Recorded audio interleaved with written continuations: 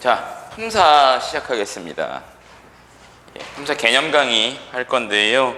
원래 이제 품사하고 그 다음에 뭐 형태소 뭐 이런 거 하고 막 그래야 되는데 시간이 그렇게 많지 않으니까 품사 강의는 좀 간단하게 끊는 걸로 하고 그 다음에 품사 개념 강의 간단한 걸로 하고 세부 개념은 문제 풀면서 나올 때 제가 좀 추가적으로 개념 강의는 그렇게 좀 얹어서 진행을 하도록 할게요. 그리고 그 다음에 이제 그 다음에 단어 형태소 이쪽으로 단어의 형성하고 그런 쪽으로 접근을 할 거니까 뭐 순서는 그렇습니다. 자, 일단은 품사 강의 먼저 좀 시작을 할게요. 지난 시간에 했던 것들이 이게 의문의 변동이었다고 한다면 품사는 자음, 모음 이런 개념이 아니라 뭐냐? 단어예요. 단어. 여기서부터는. 자, 품사는 그래서 단어를 가지고 분류를 해놓은 거를 품사라고 얘기를 하는데, 그러자면은 단어가 뭔지는 미리 알고 있어야 되겠죠.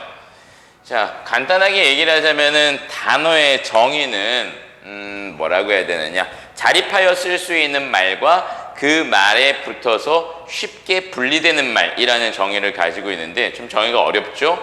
그래서 자립해서 쓸 수 있는 말하고, 자, 그 말에 쉽게 붙어서 쉽게 분리되는 말, 요거는 뭘 얘기하느냐 하면 예외적으로 붙여 쓰지만 조사는 포함시킨다라는 얘기입니다. 그러니까 조금 더 심플하게 얘기하면 띄어 써져 있다 하면은 일단 단어라고 보시면 됩니다. 한 단어. 그러니까 단어마다 띄어 쓰는 것을 원칙으로 하기 때문에 띄어 쓰기가 돼 있다고 한다면 이건 두 개의 단어라고 보시면 되겠고요.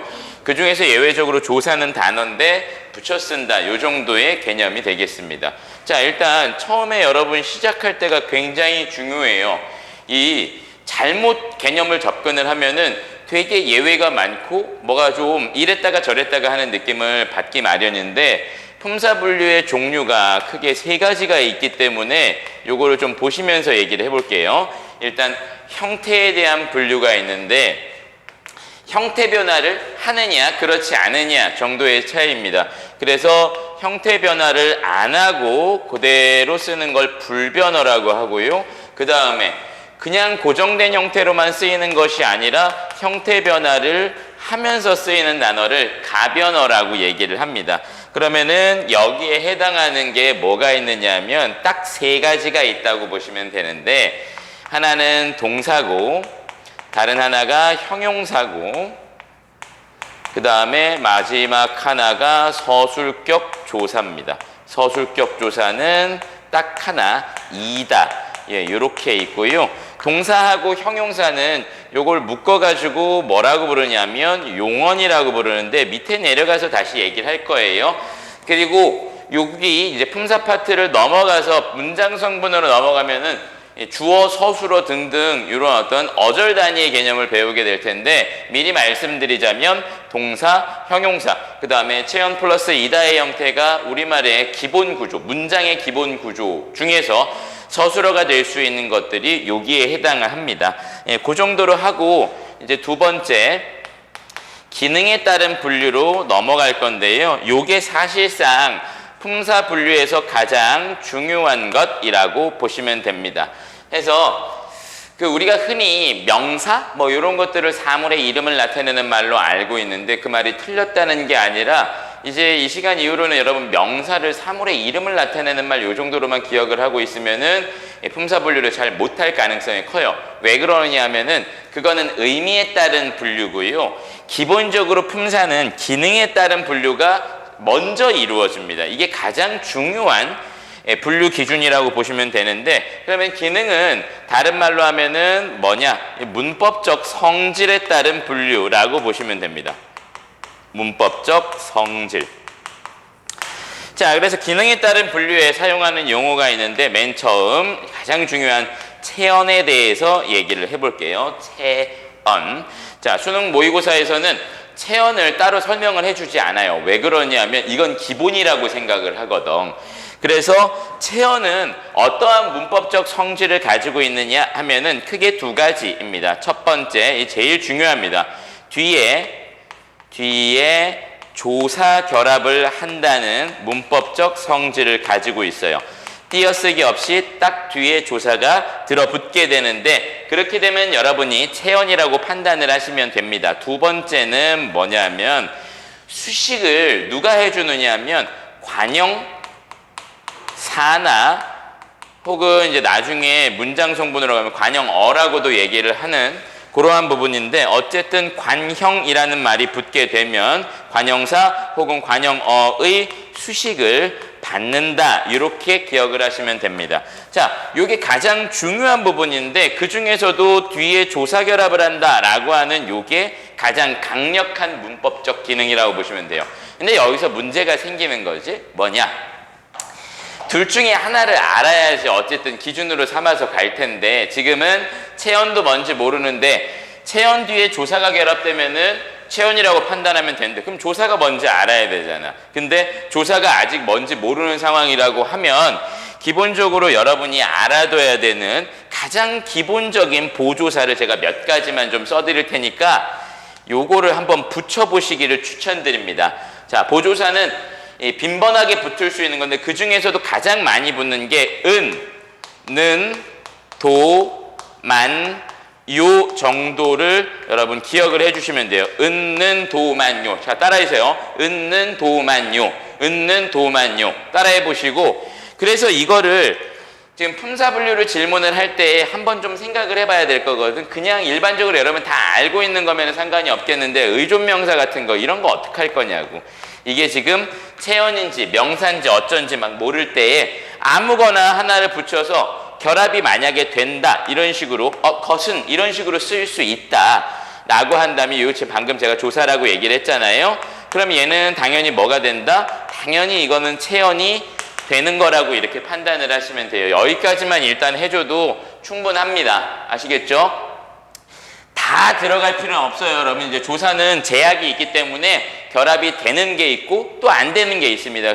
그 중에서 가장 빈번하게 붙는 걸 써드린 거니까 하나라도 결합이 된다 싶으면은 요건 체언이라고 판단을 하시면 되겠습니다. 자, 그래서 여기 이제 의미를 먼저 좀 얘기를 하면서 접근을 해볼게요. 이게 만약에 체언이다 라고 하는 판단이 이루어졌을 때 여기에서 다시 쪼개고 들어가는 분류 개념이 바로 명사, 대명사, 수사의 개념입니다. 명사, 대명사, 수사. 그러니까 무턱대고 사물의 이름을 나타내는 말 요 정도로만 기억을 하지 마시고 체언인지 아닌지를 먼저 확인을 한 다음에 그 다음에 분류를 해주셔야 된다는 거예요. 뭐 명사 정도는 알 거고 대명사는 명사를 대신 일컫는 말인 거니까 그 정도도 문제 풀면서 나오면 제가 세부 개념으로 다시 말씀을 드리겠습니다. 다만 가장 이제 기본이 되는 것, 출제율이 높은 게 바로 이 수사의 개념인데 수사는 써있는 거대로 숫자를 나타내는 말이라는 분류를 가지고 있거든. 하지만 더 중요한 건 체언인지 뭔지를 먼저 확인을 하셔야 돼요. 그래서 요거는 미리 잠깐 제가 말씀을 드리면 수관형사의 개념이 있고 그 다음에 수사의 개념이 있어요. 얘네들은 분명히 공통점이 숫자를 나타낸다 라고 하는 그러한 공통점을 가지고 있지만 근본적으로 차이가 있는 부분입니다. 왜 그러느냐?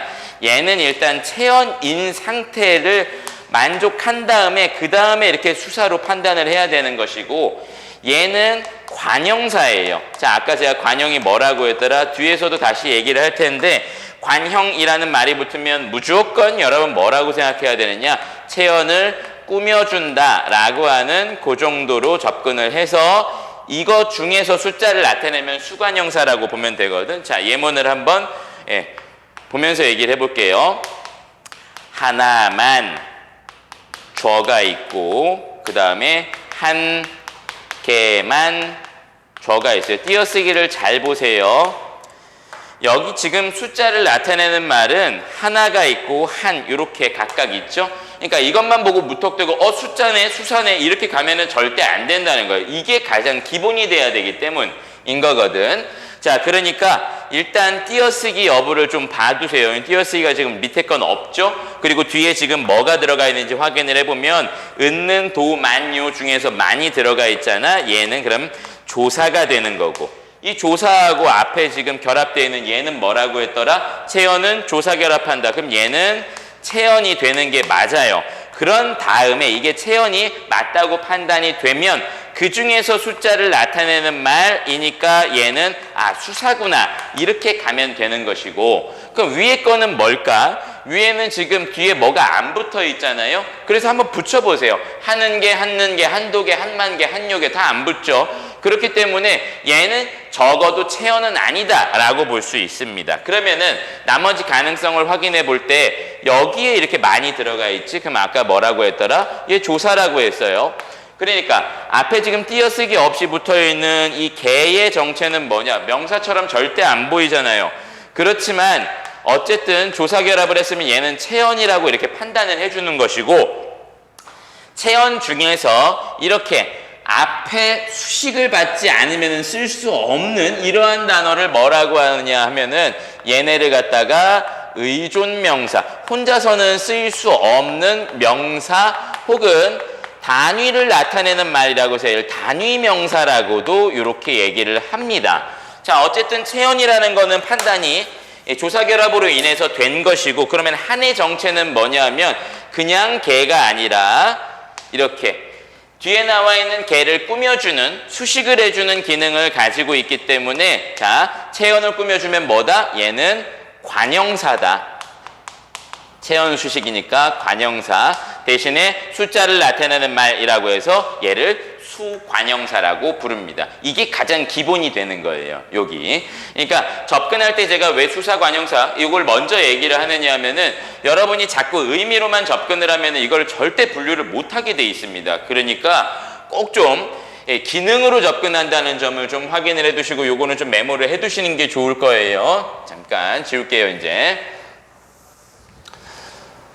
자, 그 다음에 품사의 꽃이라고 불리는 용언의 개념을 좀 보겠습니다. 용언은 원래 할 말이 되게 많은데 마찬가지로 기본적인 걸 얘기를 하고 세부적인 거, 뭐 불규칙 활용이라든지 뭐 이런 것들은 뒤에서 얘기를 좀 하겠습니다. 자, 용언은 특징을 역시 마찬가지로 가지고 있어요. 어떤 특징이냐? 첫 번째가 아니지. 얘는 그냥 활용을 한다라는 특징을 가지고 있습니다. 요거 개념인데 활용이라는 말을 잘 못 떠올리는 경우가 좀 많거든. 이 활용은 뭐냐? 위에 얘기했던 것처럼 고정된 형태로 쓰이는 게 아니라 형태 변화를 한다는 말입니다. 형태 변화가 이루어지는 단어를 의미하는데, 그러니까 영어의 동사 원형처럼 기본적인 형태가 필요한 거예요. 그래서 이 형태 변화를 하는 애들, 요거를 접근하기 위해서 여러분 기본적으로 용어는 제가 미리 말씀드리면 무조건 기본형으로 접근할 것입니다. 기본형으로 접근을 해달라는 게 가장 중요한 포인트예요. 그러니까 용언 어찌고 나왔다? 용언의 어간이니 어미니 뭐 용언 어쩌고 나왔다면 무조건 기본형으로 치고 들어가는 게 요게 말 그대로 기본입니다. 자, 그러면은 몇 가지 예를 좀 들어볼까요? 어떤 식으로 활용을 하는가 하면은, 자, 여기에 들어가 있는 애들 중에 대표적인 게 동사와 형용사의 두 가지가 있을 겁니다. 미리 의미 분류를 쪼개서 먼저 좀 적어 놓을게요. 위에서도 얘기했지만 이 용언에 해당하는 게 두 개, 하나는 동사, 하나는 형용사, 이런 식으로 구분이 되는데 공통점 뭐라고 했더라? 기본형을 가지고 있다는 거예요. 형태 변화를 하니까. 그래서 이게 기본형입니다. 어떤 식으로 접근하면 되느냐 하면은, 자, 가다가 이렇게 가다의 형태로만 쓰이는 것이 아니라 여기 뒤에 가, 고 같은 이런 식으로도 쓰이고, 가자 이런 식으로도 쓰이고, 가라, 가니, 뭐 가는데 뭐 등등 엄청 뒤에 붙을 수 있는 것들이 많죠. 근데 가고, 가자, 가라, 가니, 고자라니 같은 거 이런 거 쓴다고 했을 때 변하지 않고 고정되어 있는 부분이 있습니다. 그러니까 형태 변화를 할 때 변화 없이 고정되어 있는 부분을 이 단어의 근간이라고 해서 어간이라고 얘기를 해요. 그러니까 어간, 다시 고정된 부분, 그리고 더불어서 이 단어의 핵심적이고 실질적인 의미를 가지고 있기 때문에 실질 형태소라고도 얘기를 합니다. 그러면은 뒤에 나와 있는 얘네들은 전부 다 뭐냐 하면은 이 단어의 꼬리에 붙어 있다고 해서 어미라고 불러요. 꼬리 미자입니다. 요거는 됐죠? 그 중에서 이제 어쨌든 대표할 만한 형태를 찝어줘야 되잖아요. 그래서 이렇게 종결어미 다를 사용해서 어간하고 종결어미 다. 자, 다시 어간과 종결어미 다가 이렇게 결합되어 있는 형태. 이거를 뭐라고 부른다? 기본형이라고 부른다라는 거. 기본형이라고 부른다. 됐죠?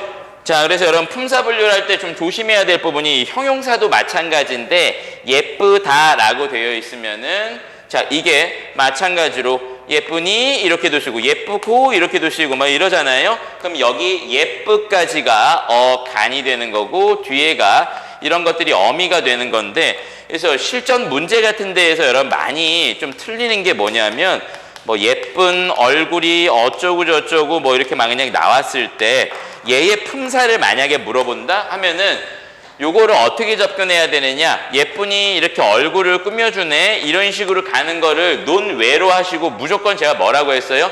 기본형이 있는 것들인지 아닌지 해가지고 기본형으로 접근하라고 말씀을 드렸습니다. 이걸 예쁘다로 끌고 가야 돼요. 그러니까 이거는 예쁘다의 형태에 뭐가 붙은 거냐? 니은이라고 하는 관형사형 전성어미가 붙은 거예요. 그래서 이렇게 예쁜으로 사용이 된 거거든. 그러니까 품사 판단은 뭘로 한다? 이걸로 한다는 거예요. 예쁜이 아니라 예쁘다로 끌고 가야지 품사를 정확하게 판단할 수 있거든요.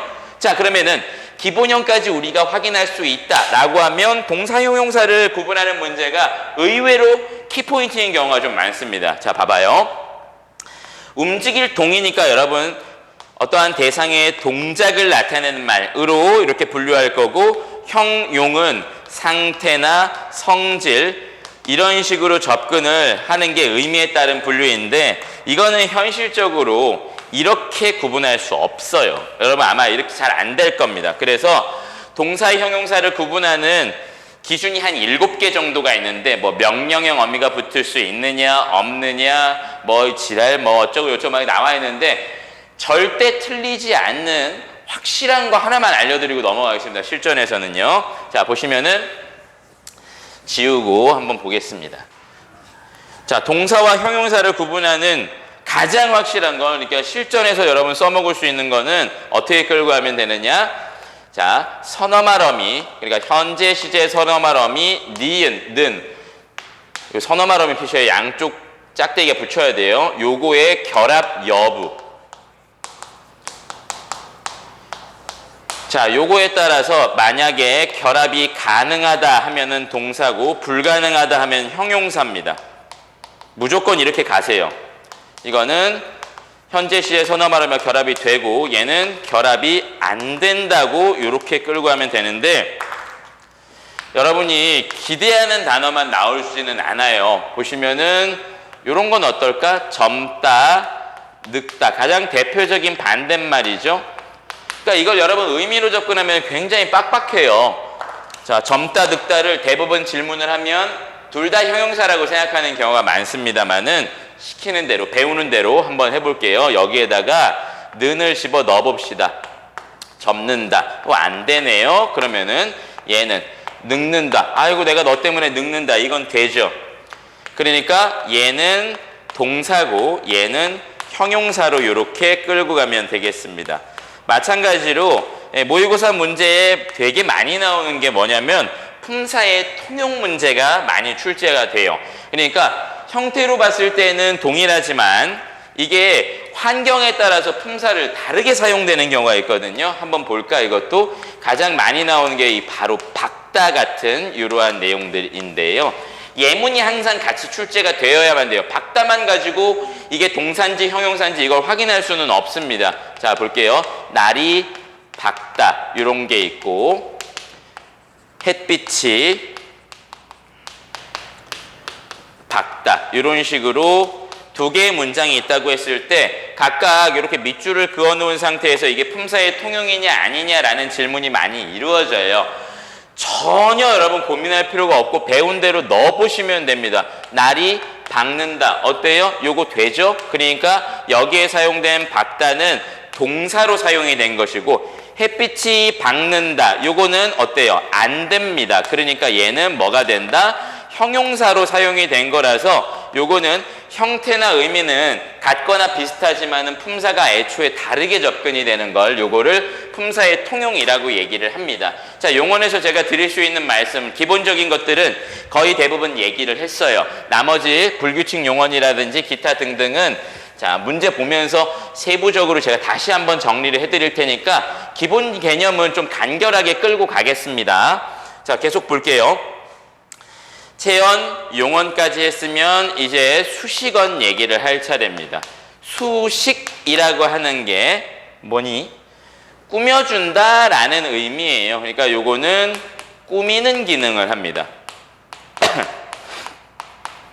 자, 마찬가지로 두 가지가 있습니다. 여기 두 가지로 구분해서 얘기하면 하나는 앞서서 제가 말씀드렸던 관형사가 있고 다른 하나는 부사가 있어요. 자, 관형사는 전혀 여러분 의심하지 마세요.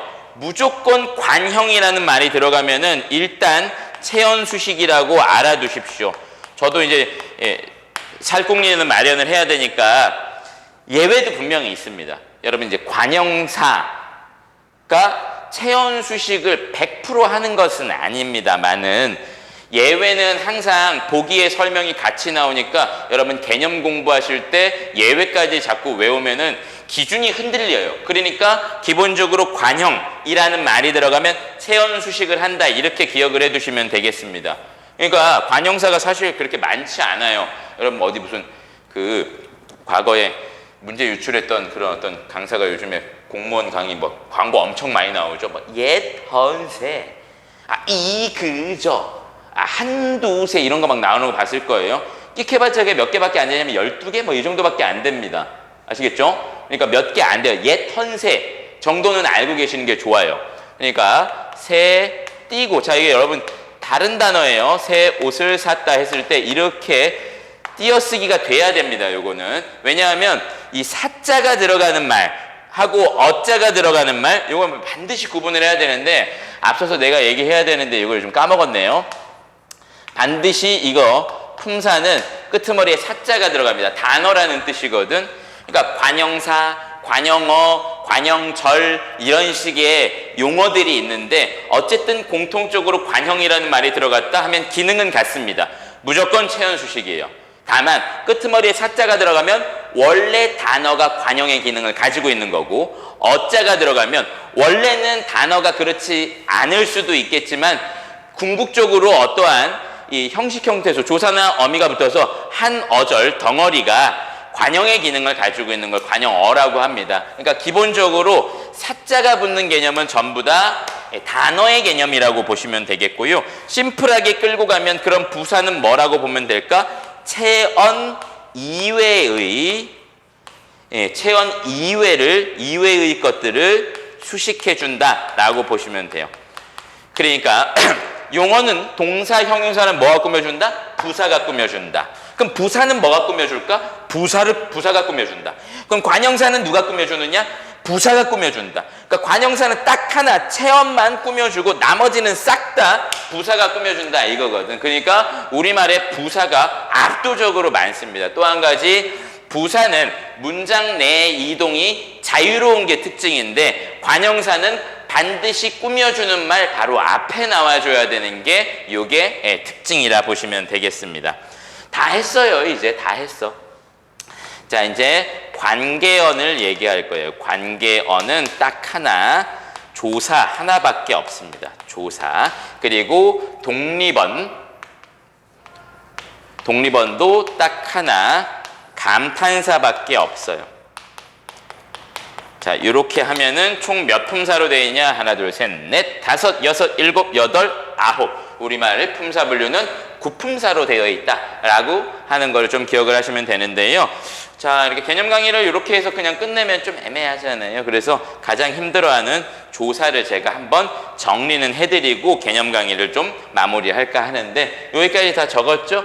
예, 기본이에요. 그러니까 정리하면 제가 항상 고3 파이널 같은 거 할 때 많이 얘기를 하거나 아니면 시험에 임박했을 때 많이 얘기를 하는데 품사 분류에 여러분 다른 것들도 사실 다 기억을 해야 되는 건 맞지만 적어도 까먹으면 난리 나는 게 있어요. 그러니까 진짜 속성 개념 딱 3개 딱 3개만이라도 꼭 기억을 해주셔야 돼요. 첫 번째, 체언은 조사 결합한다.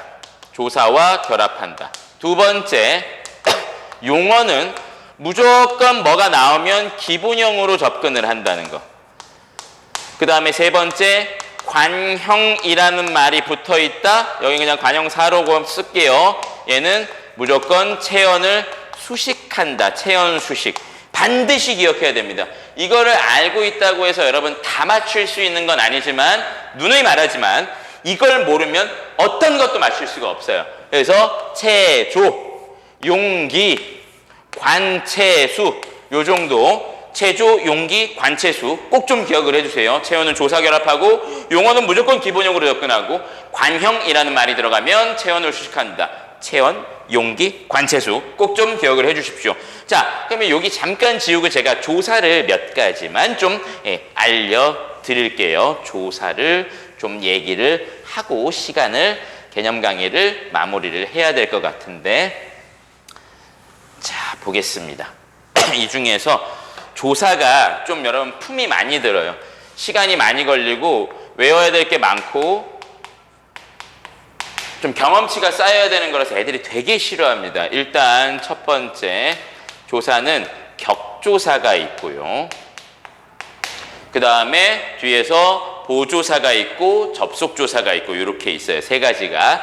자, 이 격이라고 하는 말에서 여러분이 떠올리시면 되는데요. 이 격, 그러니까 문장에 어떤 단어에 자격을 부여한다, 이렇게 보시면 됩니다. 즉, 요게 조사가 왜 자꾸 붙느냐 하면은 기본적으로 이러한 원리라고 보시면 됩니다. 봐봐요. 체언에 이렇게 조사가 결합이 된다고 돼 있죠. 띄어쓰기 없이. 그러니까 기본적으로 얘는 단어야. 그리고 얘도 단어지. 근데 이게 띄어쓰기 없이 이렇게 붙어서 이렇게 돼 있으면 뭐가 된다? 하나의 어절이 돼요. 어절. 어절이 된다. 그러니까 무슨 어가 된다고 보시면 돼요. 주어, 목적어, 뭐 서술어, 보어, 관형어, 부사어 이렇게 되는데, 그러니까 기본적으로 체언에다가 어떠한 조사가 들어가냐, 특히 격조사가 들어가면 특정 어절을 만들어 줄 수 있거든. 자, 가장 대표적인 게 뭐가 있는지 한번 봅시다. 주격조사가 있을 거예요. 주격조사. 그리고 이 격조사의 특징은 반드시 얘네는 체언에만 붙습니다.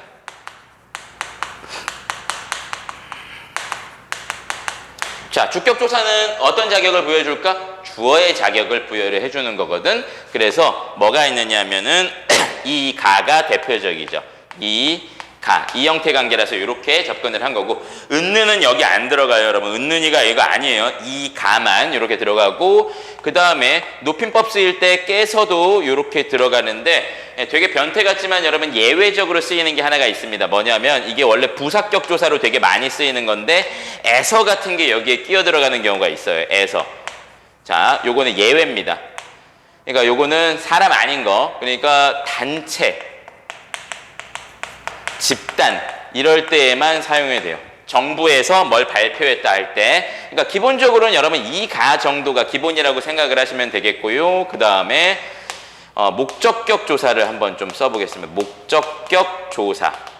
얘는 을이 있고, 그 다음에 서술격 조사. 얘는 앞서 얘기했던 것처럼 이다가 있고, 그 다음에 문제가 발생하는 게 뭐가 있느냐 하면, 이걸 제가 여러분 편의상 그냥 써드리는 거예요. 복격조사. 얘도 이 가입니다. 그러니까 미리 말씀드리면 이거 나중에 문장 성분 파트로 넘어갔을 때 기계적으로 이 가 붙었네, 이거 주어네, 이렇게 가시면 안 됩니다. 이거 아시겠죠? 그때는 또 그때 나름대로의 또 개념이 있어요. 그러니까 이런 게 있다는 걸 좀 보여드리기 위해서 써드리는 것 뿐이지, 이걸 보고 외워가지고 무조건 기계적으로 판단한다? 절대로 안 됩니다. 그러니까 고등문법은 기계적인 판단을 극도로 싫어해요. 아시겠어요? 외운 걸 그대로 적용해서 무조건 이래, 이런 게 없어요. 무조건이면 뭐만 봐야 되냐면 문법적 성질이 무조건 기본이 됩니다. 의미에 따른 거 혹은 개념에 따른 거 자꾸 적용을 해보고 문장이 어떤 식으로 사용되는지 이걸 봐야 되는데, 그냥 이런 것만 쬐끔 본다고 해서 될 수 있는 게 아니에요. 자, 그 다음에 관형어를 만들어줄 수 있는 관형격 조사 딱 하나 의밖에 없고요. 그 다음에 부사격 조사가 오지게 많습니다. 로, 의로 라든지 아니면은 에게, 깨, 와, 과 이런 것들도 있고 다 쓸 수 없을 정도로 좀 많아요. 요거는 여기에서 와과는 좀 주의를 해야 되는 거니까 여기 에서도 여기 들어가야 되겠죠. 에서 이런 것들. 그러니까 요 에서랑 요 에서 달라요, 여러분. 그러니까 부사어가 돼야만 부사격 조사의 기능이고 이걸 주어로 쓰였으면 이건 에서는 주격 조사로 쓰인 겁니다. 자, 그 정도. 그 다음에 호격 조사. 부르는 말에 붙는 호격 조사. 아, 야, 혹은 이시여, 이런 것들. 찬호야, 이런 거. 찬호. 찬호 선생님이시여 이런 거. 요 정도가 격조사의 개념이고요. 그 다음에 보조사는 어떤 것들이 있느냐 하면 다 쓸 수 없어요. 엄청 많기 때문에. 다만 개념으로 얘기하자면은 얘는 특별한 의미를 더해줍니다.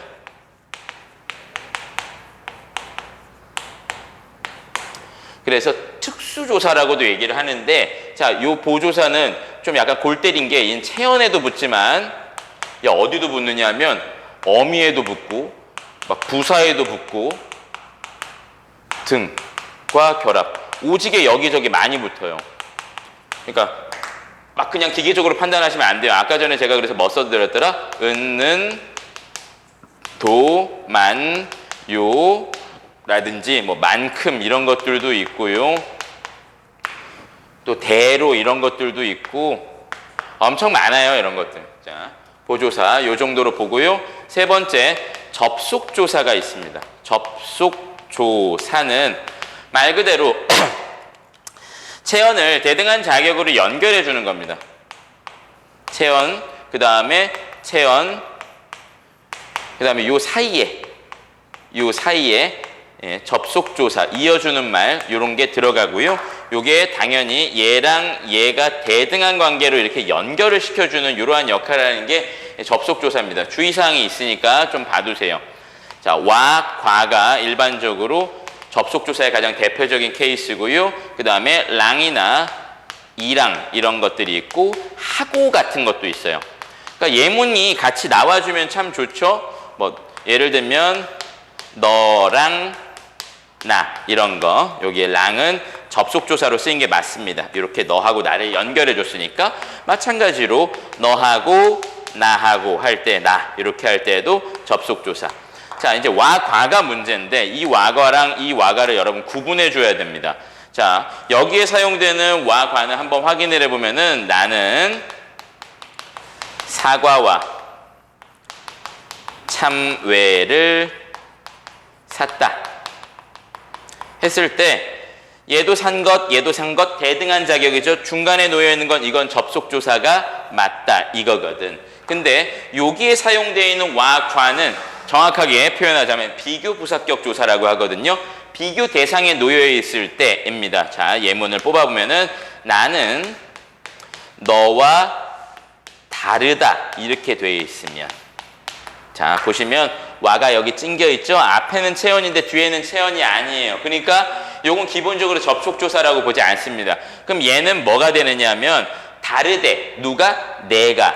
근데 무엇과 다른지가 나와줘야 되거든. 그래서 이거를 우리가 부사어라고 하는데 이렇게 비교 대상으로 놓여있는 이러한 자격을 부여하는 것, 요거를 갖다가 접속조사라고 하지 않고 비교 부사격 조사 이러한 식으로 표현을 합니다. 요게 아마 근데 여러분 온전히 이해가 되려면은 뒤에 있는 문장 성분 파트까지 전부 다 공부를 해야 이해가 될 거라 그렇게 생각이 됩니다. 그러니까 단일 개념으로는 이렇게까지 얘기하는 게 품사에서 제가 해드릴 수 있는 가장 간단한 개념이고요. 잠깐 끊었다가 뒤에 나와 있는 해서 문제를 좀 같이 풀면서 추가 설명을 해보겠습니다. 여기까지요.